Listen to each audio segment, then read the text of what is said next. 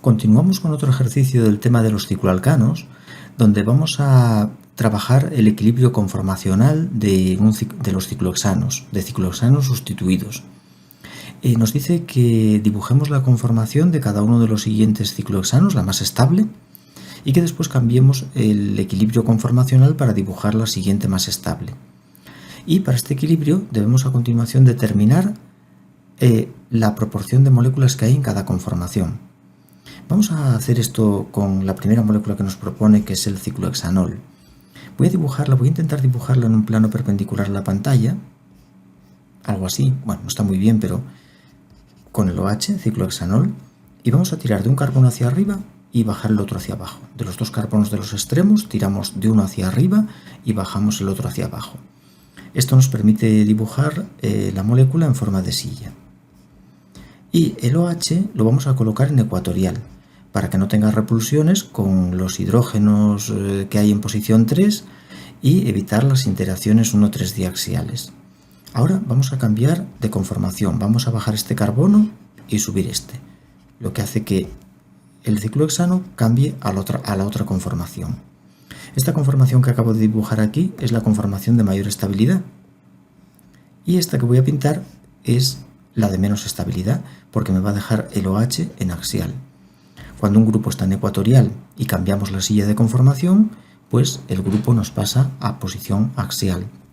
Y en posición axial presenta una repulsión con los hidrógenos que hay en estas posiciones, en posición 3, y que están también en axial como él, y esta interacción tiene un valor en kilocalorías mol, que es de 0,94 kilocalorías mol. Y es una repulsión que se mide en energía libre de Gibbs. Es un cambio en G debido a esta interacción. Es una energía medida en G.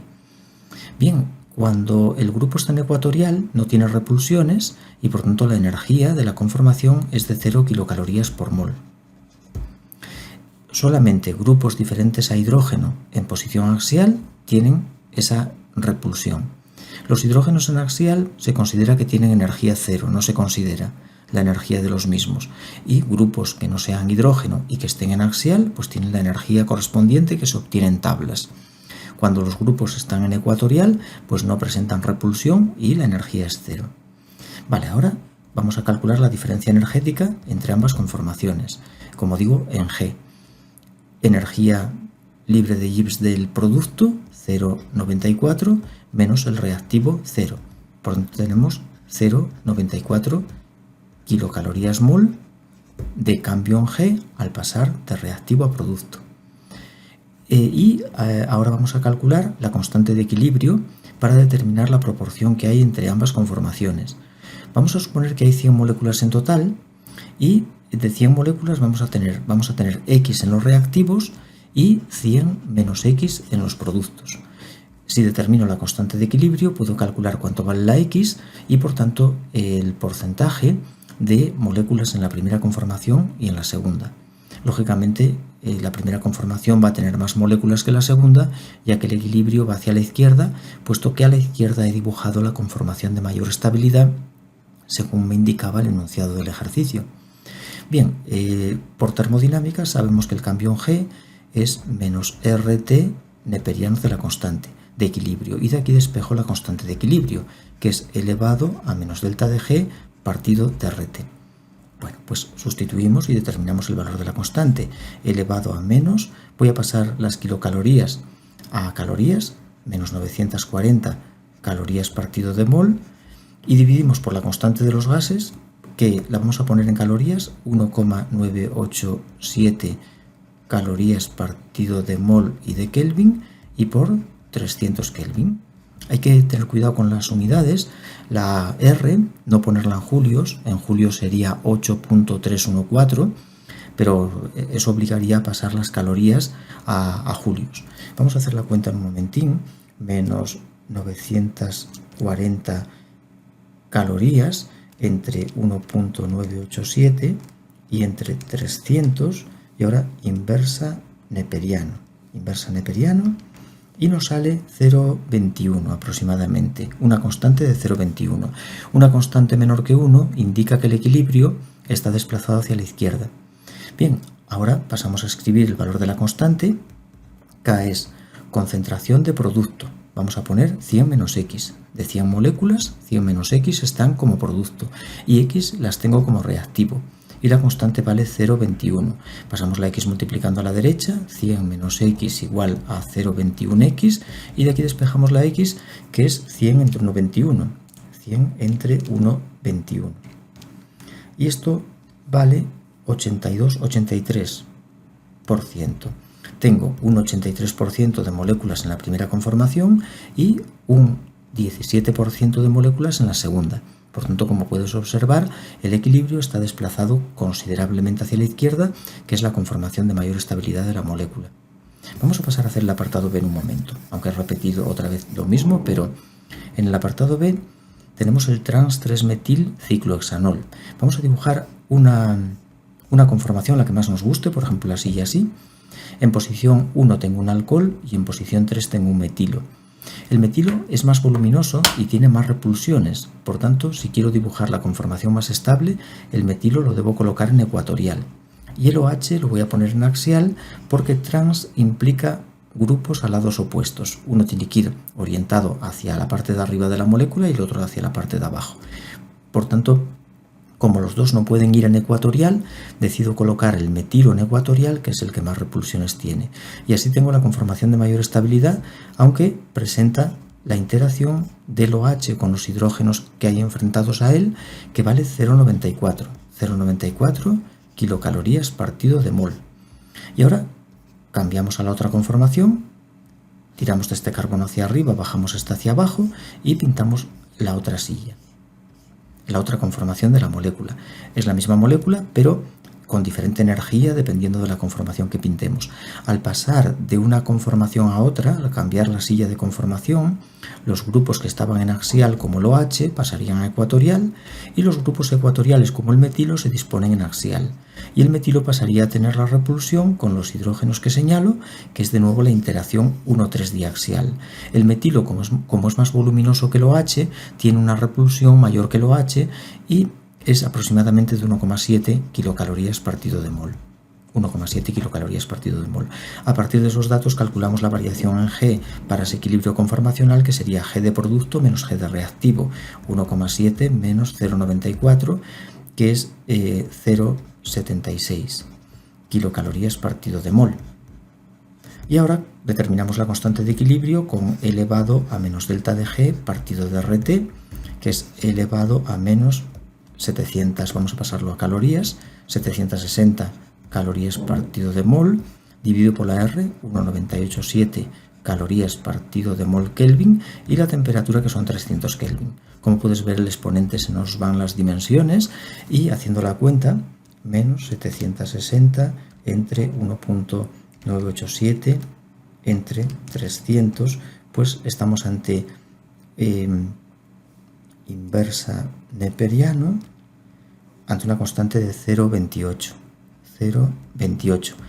Considerando 100 menos X moléculas en los productos y X en los reactivos, 100 menos X entre X, 100 moléculas totales, así nos sale la X en porcentaje. Bueno, pues de aquí tendríamos que 100 menos X es igual a 0,28X, y de ahí despejamos la X, que es 100 entre 1,28, que estamos ante 78%. Un 78% de moléculas se encuentran en los reactivos, mientras que solamente un 22% estarían en los productos. El metilo en axial da una repulsión importante que hace que la conformación tienda a cambiar hacia la de la izquierda, y por tanto hay pocas moléculas con el metilo en axial y la mayoría están con el metilo ecuatorial y el OH axial. Vamos a ver otra situación. En el apartado C tenemos el cis 1-metil 2,1-metiletil ciclohexano. Bien, vamos a dibujar en un momento una conformación cualquiera, la que más nos guste, por ejemplo esta, y tenemos cis significa hacia el mismo lado, un metil y un 1-metiletil, que es un isopropilo. Están en posición 1, 2. El metilo, al estar cis, tienen que ir los dos al mismo lado. Voy a poner el metilo en axial, porque es el más pequeño, y aquí voy a poner el isopropilo en ecuatorial. El isopropilo mejor en ecuatorial, para tener la conformación de mayor estabilidad. El metilo aquí sufre la interacción con estos hidrógenos. No podemos poner los dos ecuatoriales porque cis indica que ambos grupos van orientados hacia el mismo lado de la silla. Por tanto, si pongo uno hacia arriba, el otro también hacia arriba, uno queda en axial, otro ecuatorial. Y lo mismo, si pongo uno hacia abajo, el otro tiene que ir hacia abajo y siempre nos queda uno axial y uno ecuatorial. Ahora cambiamos de conformación y dibujamos la conformación más inestable, en la que el metilo que estaba axial va a quedarnos aquí ecuatorial y el isopropilo que está ecuatorial va a pasar a ocupar una posición axial. En la posición axial este isopropilo se repele con este hidrógeno y con uno que hay aquí al fondo. Esa interacción tiene un valor de 2,2 kilocalorías mol.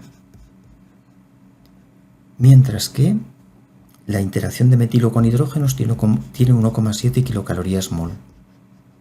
Hallamos el cambio en G, que es G de producto 2,2 menos reactivo 1,7, quedarían 0,5, la diferencia sería de 0,5, lo digo bien, 0,5 kilocalorías mol.